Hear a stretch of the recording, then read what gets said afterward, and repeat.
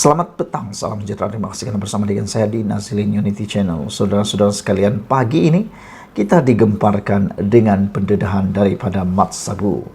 Beliau menunaikan janji beliau yang mengatakan semalam bahwa beliau akan mendedahkan rahsia besar Hadiawang yang mana bertahun-tahun beliau telah pun membiarkan ataupun menyorokkan rahsia itu supaya untuk tidak menjatuhkan aib seseorang. Tetapi akhirnya sudah tidak tahan lagi apabila selepas Hadiawang menyatakan pemimpin-pemimpin PAS yang telah pun keluar PAS menubuhkan parti khususnya Amanah adalah berpindah kerana takut kalah dalam pilihan raya. Akhirnya Mat Sabu membalas dengan peluru yang lebih pedas, yang lebih bermakna, dan saya fikir membuatkan lebih ramai orang tahu ini rupa-rupanya yang terjadi bertahun-tahun yang lepas. Dipetik daripada berita harian online, kata Mat Sabu, PAS bercerai dengan DAP bukan kerana hudud, tapi merisik UMNO. Wah, apa cerita sehingga PAS sanggup bercerai dengan DAP semata-mata untuk merisik UMNO dan bukan seperti yang dinyatakan kerana hudud.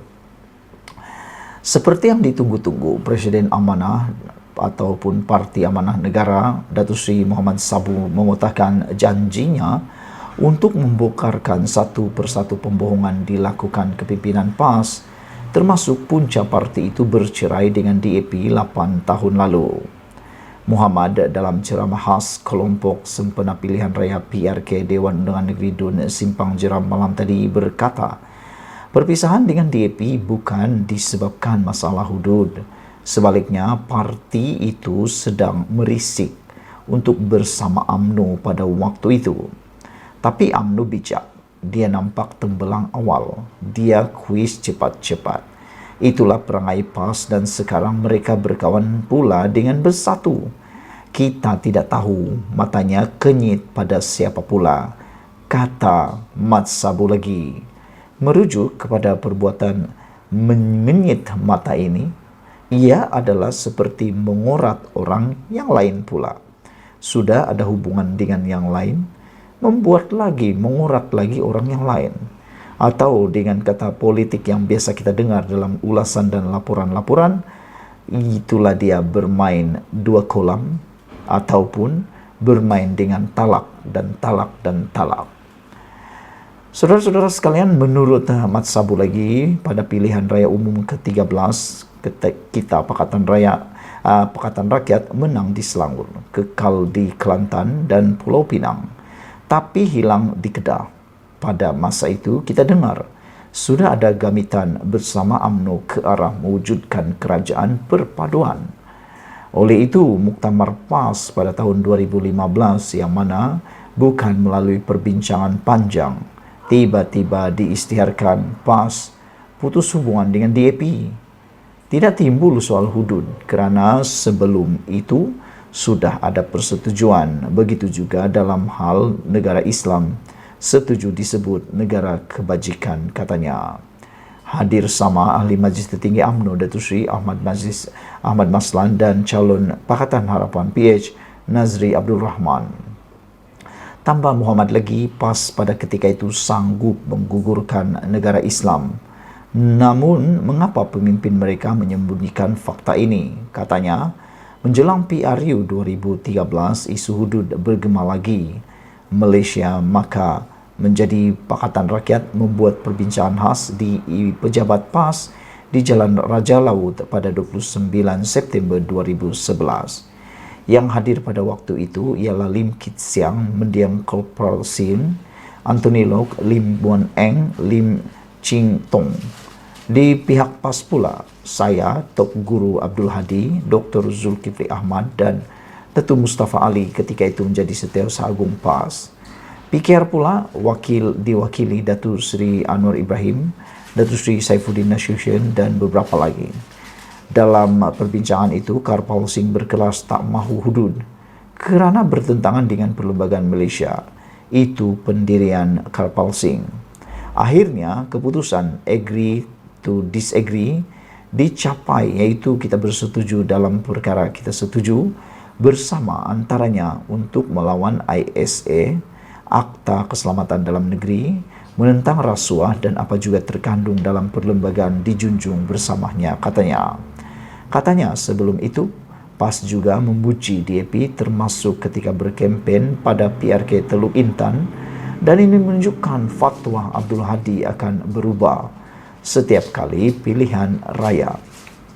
Jelasnya, beliau kemudian melihat perkembangan politik selepas itu di mana UMNO bersama PAS menubuhkan Muafakat Nasional MN.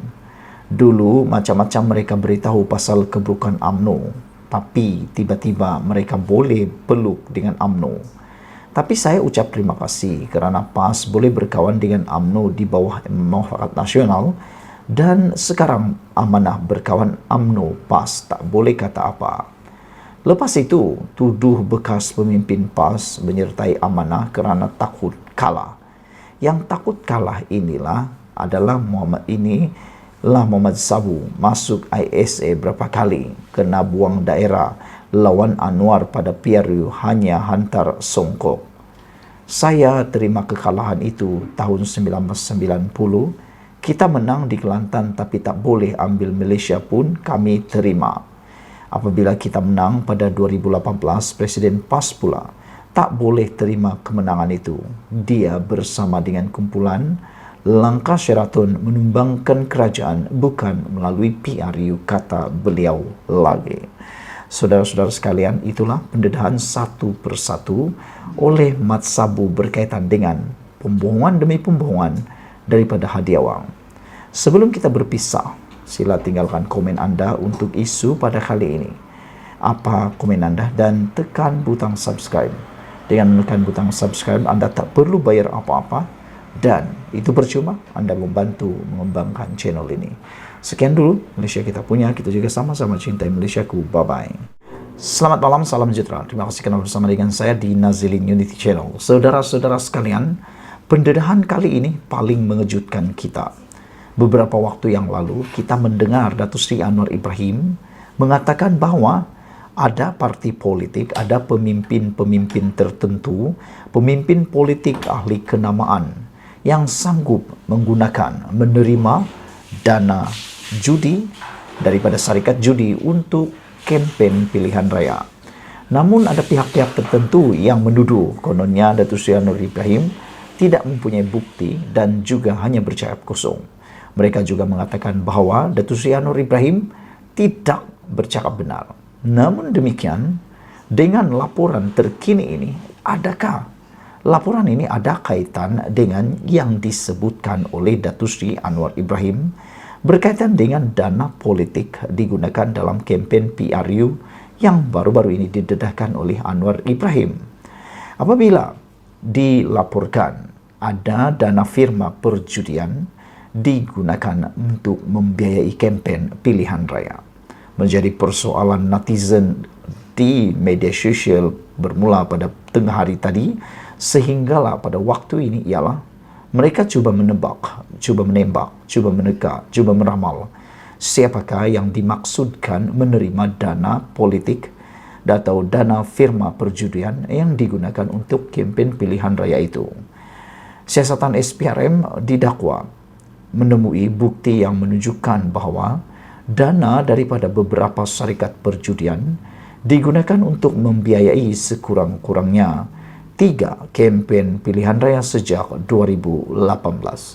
Bayangkan saudara-saudara sekalian, ada 3 kempen pilihan raya yang didakwa menunjukkan bahawa beberapa syarikat perjudian digunakan untuk membiayai kempen tersebut.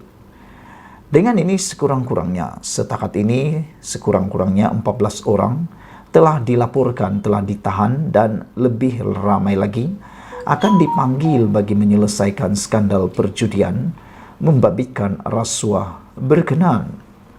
Utusan Malaysia melaporkan SPRM mendapati dana bernilai RM6 juta hingga 7 juta ringgit itu dipercayai diterima orang kenamaan dan pemimpin politik selepas syarikat perjudian tersebut diberi lesen mengoperasikan aktiviti mesin slot di kelab persendirian dan persatuan dimiliki syarikat pengendali mesin judi. Sebahagian daripada dana itu kemudiannya didakwa digunakan untuk membiayai kempen semasa pilihan raya umum ke-14 dan ke-15 serta 6 pilihan raya negeri baru-baru ini.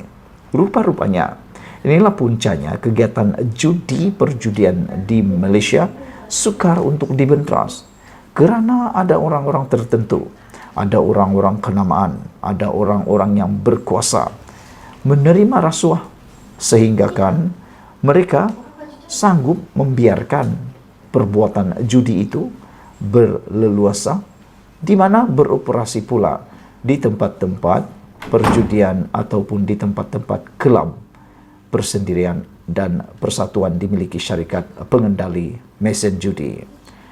Dan menurut laporan, sebagian daripada dana itu kemudiannya didakwa digunakan untuk membiayai kempen semasa pilihan raya umum ke-14 dan ke-15 serta 6 pilihan raya baru-baru ini.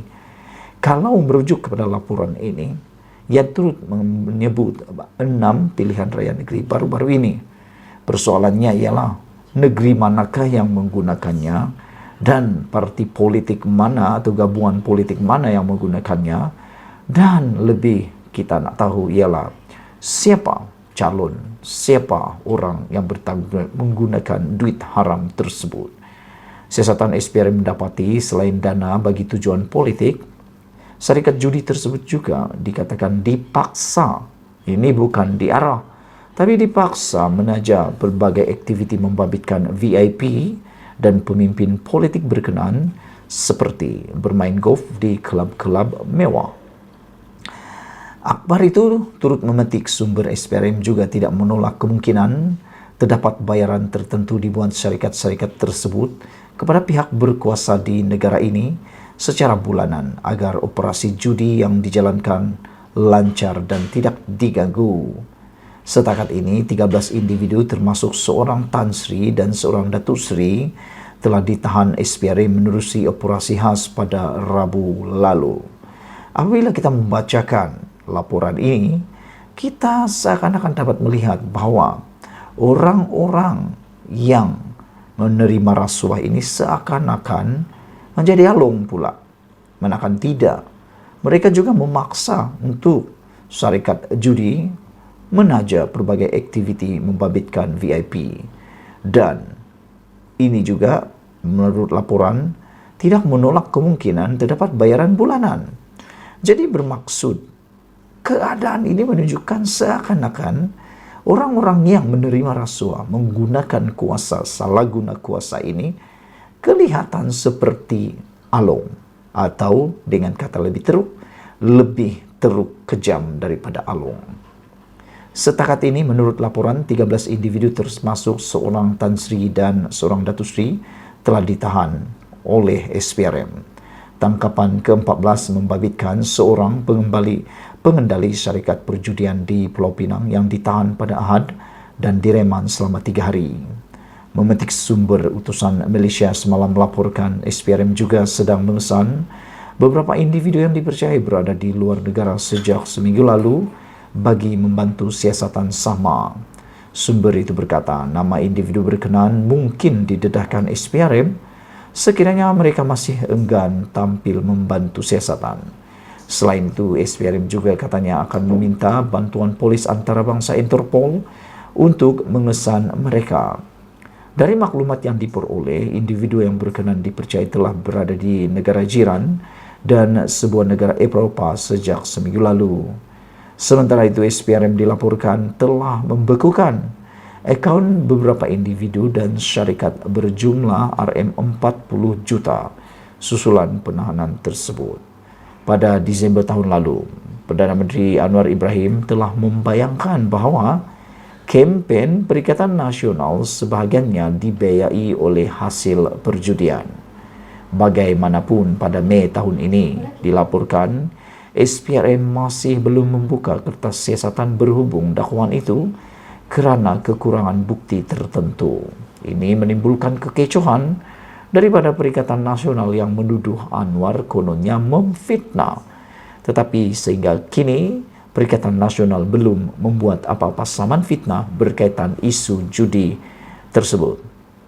Perdana Menteri menegaskan, dia tidak akan bercakap tanpa bukti. Tidak jelas sama ada tindakan SPRM sekarang itu berkaitan dengan dakwaan Anwar ataupun tidak. Sabas kepada SPRM kerana menjalankan tugas dengan luar biasa, dan kita doakan kecekalan Datuk Seri Anwar Ibrahim memerangi rasuah di negara ini berterusan dan memulihkan Malaysia yang kita cintai ini. Sekian dulu Malaysia kita punya, kita jaga sama-sama cintai Malaysiaku. Bye-bye.